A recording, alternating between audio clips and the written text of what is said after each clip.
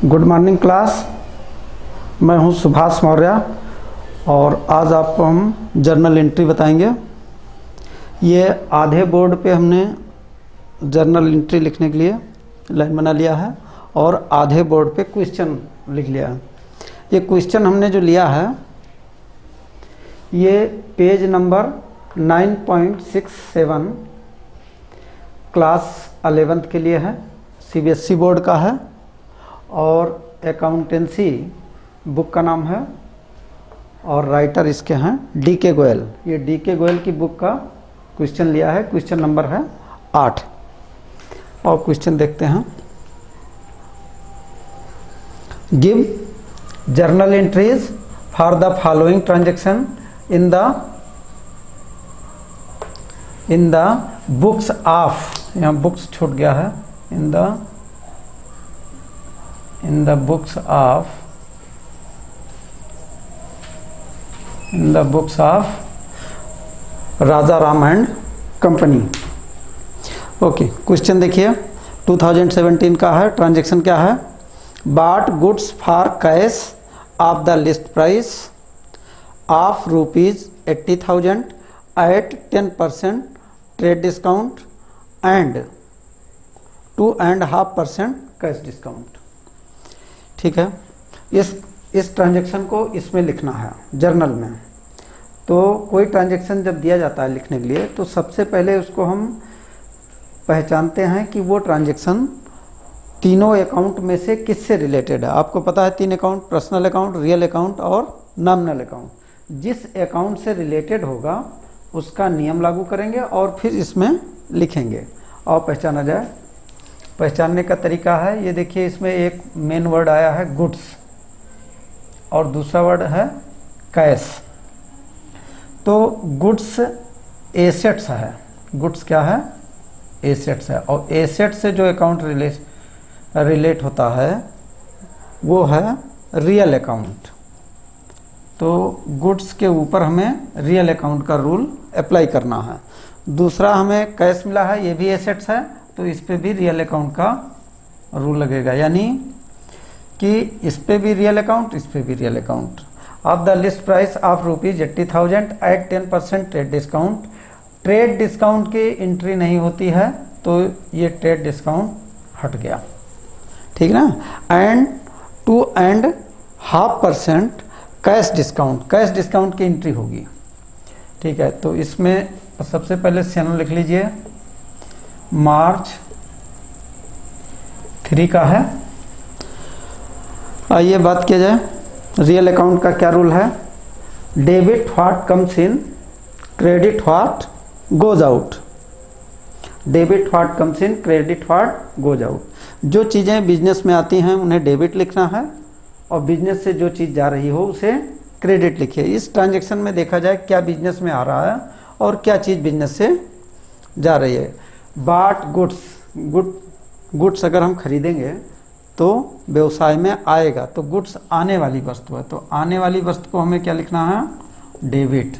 इसी तरह आप कैश पे आ जाएं, गुड्स खरीदा और कैश दिया तो कैश जाने वाली वस्तु है तो कैश को हम क्या लिखेंगे? क्रेडिट। ये कंफर्म हो गया। इस पे आइए कैश डिस्काउंट पे।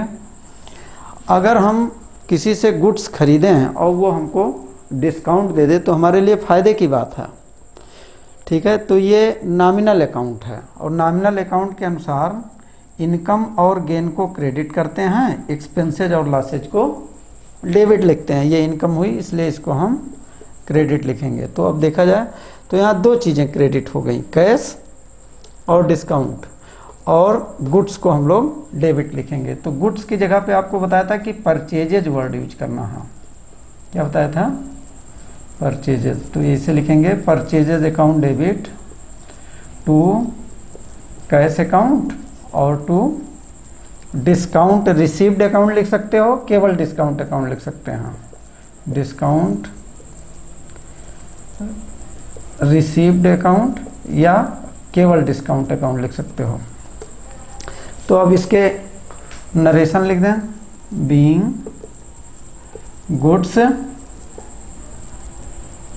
परचेज्ड, ये नरेशन हो गया, ठीक है। तो 80,000 का गुड्स था, कैलकुलेशन कर लें अमाउंट का। सपोज करो ये रफ है, रफ में मैं कैलकुलेट कर लेता हूँ।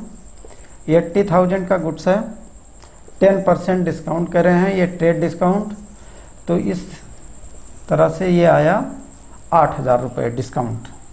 तो 80,000 रुपये का अगर हमने गुड्स परचेज किया है और 8,000 रुपये हमको नहीं देने पड़ेंगे, तो कितना पे करना चाहिए था? 72,000। लेकिन जब हम तुरंत कैश दे दिए तो उन्होंने कहा 2.5% और दे देंगे, 2.5%। तो 2.5% इस अमाउंट का कैलकुलेट करेंगे, किसका? जितना पे करना है इसका 2.5%। 2.5% माने 5/2, ठीक है। तो 2 से इसको डिवाइड कर देते हैं। अब इससे 5 से मल्टीप्लाई कर दो, डिस्काउंट आ जाएगा। 5 3 जा 15, 5 3 15।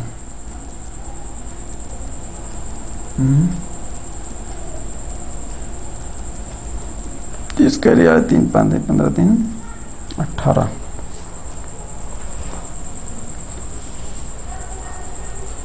तो ये हमने कैश डिस्काउंट निकाल लिया। 5 6 30, 5 3 15 3 18। अब इसमें से 72,000 में से इसको माइनस कर देंगे। 72,000 माइनस 1,800, ये क्या है? 1,800, ये कैश डिस्काउंट है, ये कैश डिस्काउंट है। और ये क्या था ऊपर? ट्रेड डिस्काउंट है, ठीक है। तो हमको पे कितना करना पड़ेगा? 70,200 रुपीज़, 70,200 रुपये हमें देना है। तो जो पैसे हमें पे करना है वो कैश में लिख दीजिए 70,200, और कैश डिस्काउंट कितना हुआ? 1,800, और इन दोनों का जो सम है वो परचेजेज के सामने, यानी 72,000, 72,000 रुपये, ठीक है। तो ट्रेड डिस्काउंट का केवल अमाउंट माइनस कर दिया जाता है और उसकी एंट्री नहीं होती, लेकिन कैश डिस्काउंट की एंट्री होती है। चलो अगला ट्रांजैक्शन लेते हैं।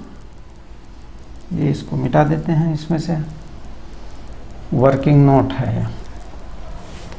तो एक ट्रांजैक्शन ये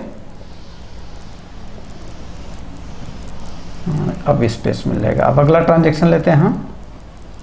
अगला ट्रांजैक्शन है 5 मार्च का। सोल्ड गुड्स फॉर कैश, इसको पहचाना जाए। गुड्स रियल अकाउंट से रिलेटेड है, ये भी रियल अकाउंट से, तो इसका मतलब इस पर रियल अकाउंट का रूल अप्लाई होगा। इस पर भी रियल अकाउंट और रियल अकाउंट का रूल अप्लाई करके हमें लिखना है। Sold goods for cash of the list price of ₹1 lakh at 15% trade discount and 3% cash discount. Trade discount की एंट्री नहीं होगी, ये केवल अमाउंट माइनस हो जाएगा बस। ट्रेड डिस्काउंट की क्या नहीं होगी? एंट्री नहीं होगी, लेकिन कैश डिस्काउंट की होगी।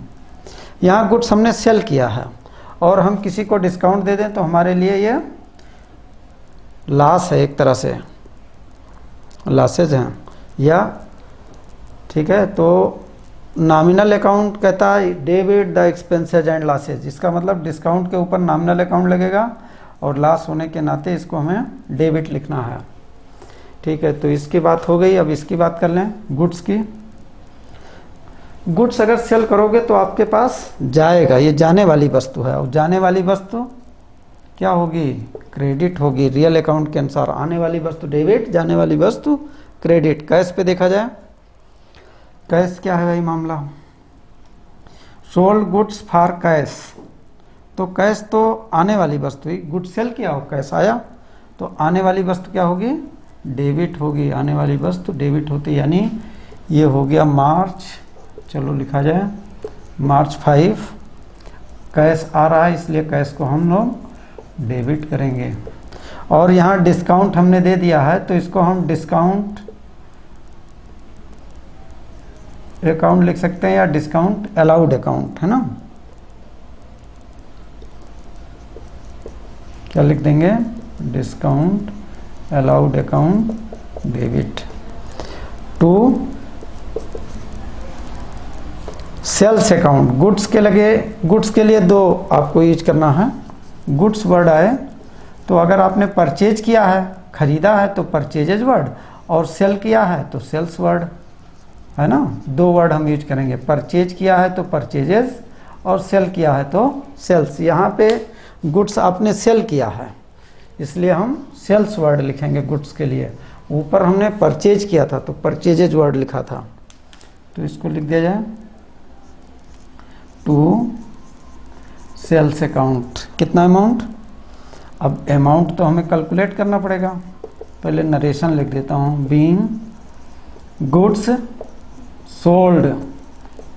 ओके, नरेशन लिखा जाए भाई, बहुत आसान है। नरेशन लिखते हैं हर क्वेश्चन में, उसको ब्रैकेट में बंद कर देते हैं, और जब एक एंट्री हो जाए तो पार्टिकुलर वाले कॉलम में केवल लाइन खींचना है, पूरे में नहीं, ऐसे।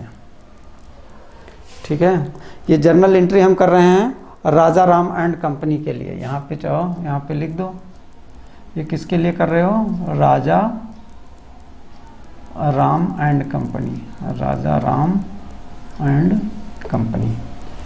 ठीक है, तो अब इसके अमाउंट कैलकुलेट कर देता हूँ। 1 लाख रुपए का गुड सेल किया है, उस पर डिस्काउंट है 15%। ये तो 15% इसका कैलकुलेट करोगे तो आ जाएगा 15,000। ये 15,000 रुपये 1 लाख रुपए में से माइनस कर लो तो कितना बचा? 85,000। अब 85,000 जो अमाउंट है इस पे हमने सेल किया था, उन्होंने तुरंत पे कर दिया तो हमने उनको 3% और डिस्काउंट दे दिया। तो 3% जो डिस्काउंट कैलकुलेट होगा इस अमाउंट पे कैलकुलेट होगा।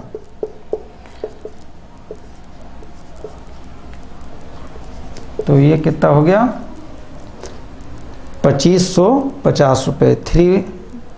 3 से इसको मल्टीप्लाई कर दो, 3 0 0, 3 5 जा 15, कैरी आया 1, 3 8 जा 24 और 1 25। तो ये तो हो गया इसका डिस्काउंट 85,000 रुपये पे 3%। अब हमको मिलेगा कितने पैसे? हमने गुड सेल किया तो पैसे मिलेंगे ना। 85,000 में से ये 2550 रुपये नहीं मिलेंगे, हमने इनको कैश डिस्काउंट अलाउ कर दिया है।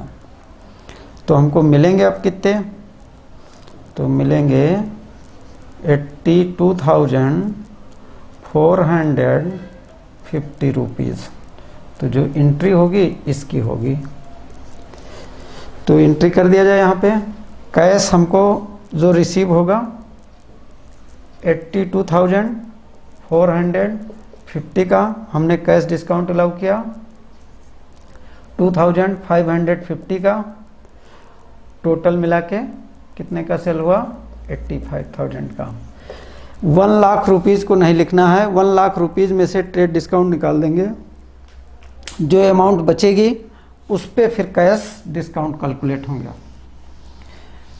ट्रेड डिस्काउंट कस्टमर को अट्रैक्ट करने के लिए दिया जाता है, इसकी जर्नल एंट्री नहीं होती। मार्च आ जाए, मार्च 6 में बहुत आसान है, फिर ट्रांजेक्शन को पढ़ते हैं। Sold goods to Nagpal of the list price of ₹50,000 at 20% trade discount. ठीक है, गुड्स सेल किया तो गुड्स रियल अकाउंट, ये आपको पता चल गया। एसेट्स है, एसेट्स क्या होता है? Real account. नागपाल व्यक्ति का नाम है, पर्सनल अकाउंट। इसका मतलब रियल और पर्सनल दोनों के रूल अप्लाई होंगे। ठीक है, ट्रेड डिस्काउंट की एंट्री नहीं होती है तो ट्रेड डिस्काउंट का तो मामला ख़त्म। ठीक है, चलो इसको लिख दिया जाए।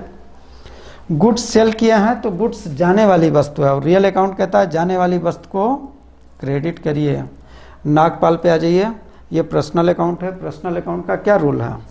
Debit the receiver, credit the giver. इस ट्रांजेक्शन में देखा जाए नागपाल रिसीवर हैं या गिवर हैं। Goods sold to Nagpal, Nagpal receiver हैं और रिसीवर का होगा डेबिट होगा, debit the receiver and credit the giver. तो ये रिसीवर हैं इसलिए डेबिट, तो इसकी एंट्री कर दिया जाए। नाग पाल डेबिट, नाम के आगे अकाउंट नहीं लिखना है। और गुड्स सेल किए हैं तो सेल्स लिखेंगे, टू सेल्स अकाउंट। अमाउंट अभी निकाल के लिखते हैं। ट्रेड डिस्काउंट की एंट्री नहीं होती है। बीइंग गुड्स सोल्ड या बीइंग सोल्ड गुड्स, ठीक है, बीइंग गुड्स सोल्ड। ये हो गया नरेशन।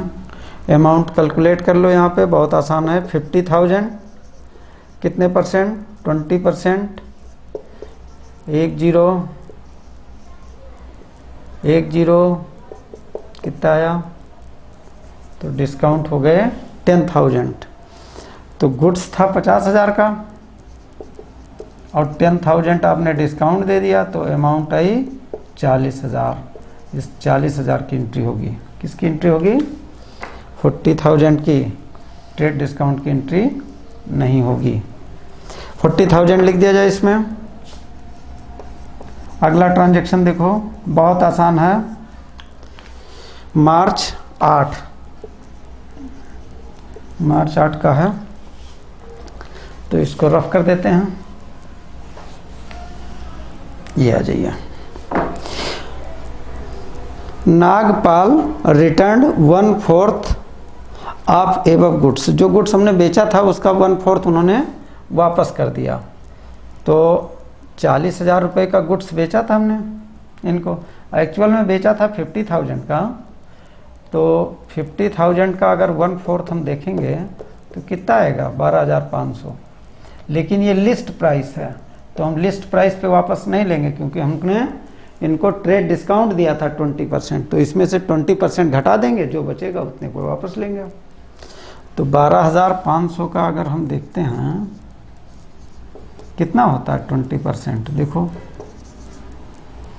10 कितना हुआ? 2,500। तो 12,000 रुपये लिस्ट प्राइस का गुड्स बेचा था, 2,500 रुपये तो उसमें डिस्काउंट शामिल है, ट्रेड डिस्काउंट। तो ट्रेड डिस्काउंट माइनस करके जो पैसे उतने पे हम गुड्स वापस लेंगे। तो कितने पे वापस लेंगे हम? 10,000 रुपये पे। इस 10,000 रुपये की एंट्री होगी। यहाँ पे अमाउंट नहीं लिखा है, यह अमाउंट इसने ये कह दिया नागपाल रिटर्न 1। नागपाल वाला ये है, नागपाल वाली, ठीक है। तो रिटर्न कर लिया जाए नागपाल से। क्या एंट्री होगी? नागपाल एक व्यक्ति का नाम आया, तो नागपाल तो यहाँ देने वाला व्यक्ति है, और देने वाला व्यक्ति पर्सनल अकाउंट के अनुसार क्रेडिट होता है, ठीक है। तो इसको क्रेडिट करना है। गुड्स वापस किया है, तो रिटर्न गुड्स को, गुड्स तो रियल अकाउंट है, और रियल अकाउंट क्या कहता है? आने वाली चीज़ को डेबिट लिखिए। तो ये कौन सा गुड्स वापस आया है? कौन सा गुड्स वापस आया है? जो गुड्स हमने सेल किया था वो गुड्स वापस आया है। तो इसको हम नाम देंगे सेल्स रिटर्न। क्या नाम देंगे? Sales return account debit to Nagpal. बहुत आसान है। बीइंग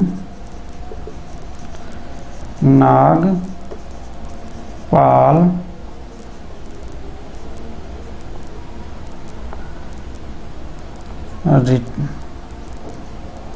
रिटर्न गुड्स, ठीक है। Being Nagpal return goods, Nagpal ने गुड्स वापस किया। अमाउंट लिख दीजिए 10,000।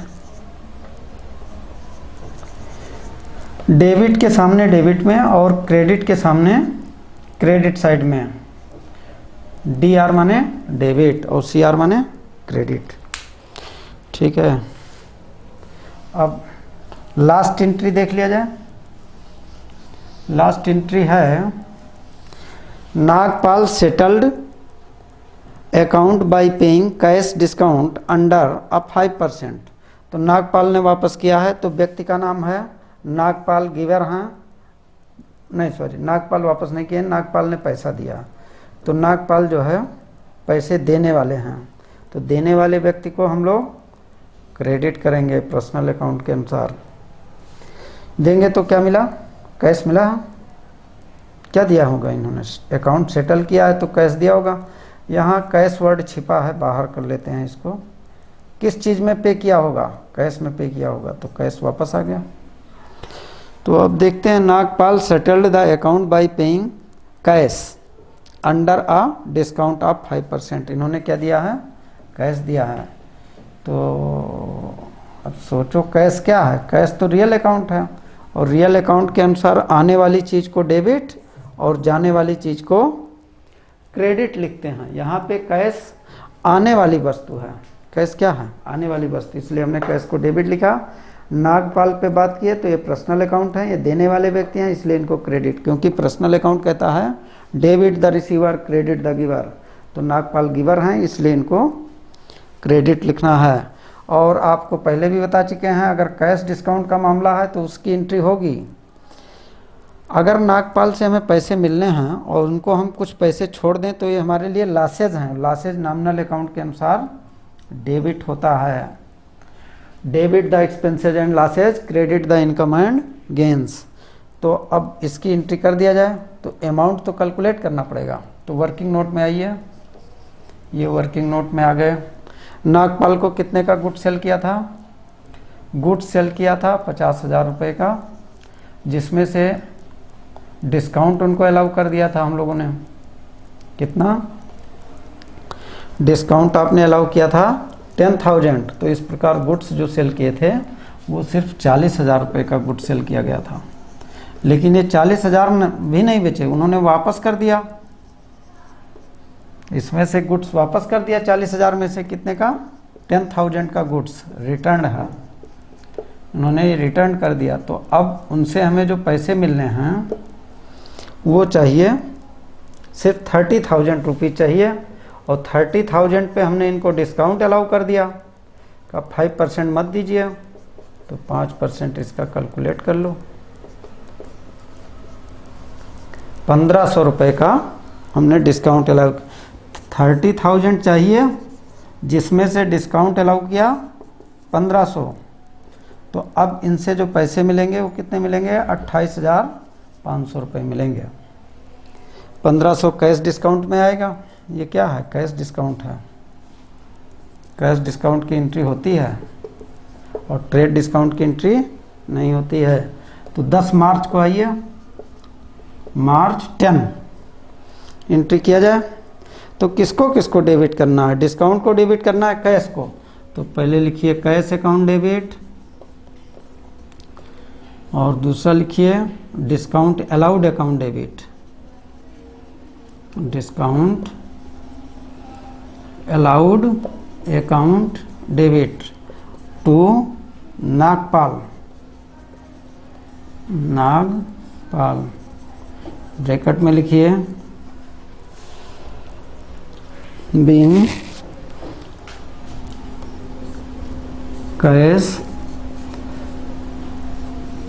रिसीव्ड, पैसा मिला फ्रॉम किससे, from Nagpal in full settlement of account, हिसाब के पूर्ण निपटारे में पैसे मिले हैं। तो ये हो गया इसका नरेशन। अमाउंट लिख दिया जाए, अमाउंट आपने कैलकुलेट कर लिया है। कितना कैश आया, 28,500 रुपये कैश में मिले, डिस्काउंट दिया 1,500 रुपये, और कुल नागपाल ने का ये 30,000 रुपये का अकाउंट सेटल हो गया। ठीक है, समझ में आ गया, बहुत आसान है। अगली क्लास में अगला क्वेश्चन लेंगे। Okay, thank you class, have a nice day.